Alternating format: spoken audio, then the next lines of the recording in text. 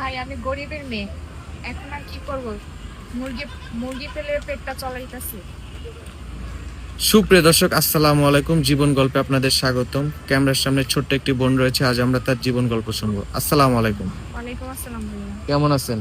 জি আলহামদুলিল্লাহ, আপনি ভালো আছেন? আলহামদুলিল্লাহ। আপু, আপনার নাম কি? ভাইয়া আমার নাম নীলা আক্তার। নীলা আক্তার। একটু আগে কি করলেন? ভাইয়া ওই যে কয়টা মুরগি পালতেছি। ও, এটা আপনার মুরগির খামার? হ্যাঁ। মাশাআল্লাহ।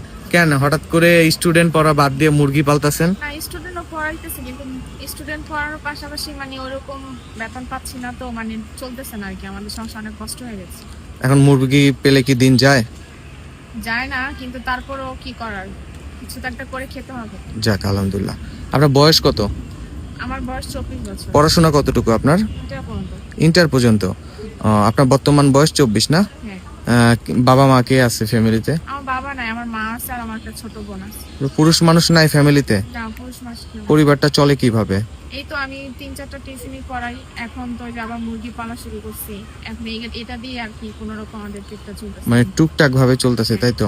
আচ্ছা, যদি কেউ আপনাকে বিয়ে করতে চায় বা আপনার সাহায্য করতে চায়, সেক্ষেত্রে কি করবেন? ভাইয়া এতদিন অনেক ভিডিও করছি, কেউ তার সাহায্যের জন্য আসলো না, আর কেউ বিয়ের জন্য আসলো না। আমার ড্রাইভার কেউ নিতেছে না। কি বলে সবাই? সবাই কি বলে, মানে আশা দিয়ে দিয়ে রাখে, কোনো কিছু করে না। সবাই শুধু আশাই দিয়ে রাখে না? কেউ কি আশাটা রাখে না? না। আচ্ছা, কেমন জামাই চান? জামাই যেমনই হোক না কেন, বয়স হোক বা বিয়ে শাদী করুক, তাতে আমার কোনো সমস্যা নাই, কিন্তু যে কিনা আমার দায়ভারটা নেবে বা মনের মতো একজন ভালো মানুষ চাই, যে কিনা আমার সব সমস্যাগুলো বুঝবে। সুপ্রিয় দর্শক, এই বোনটির সাথে যদি কেউ যোগাযোগ করতে চান, ইনশাআল্লাহ ডিসপ্লেতে দেওয়া নাম্বার রয়েছে, যোগাযোগ করতে পারবেন। আসসালামু আলাইকুম। ওয়ালাইকুম আসসালাম।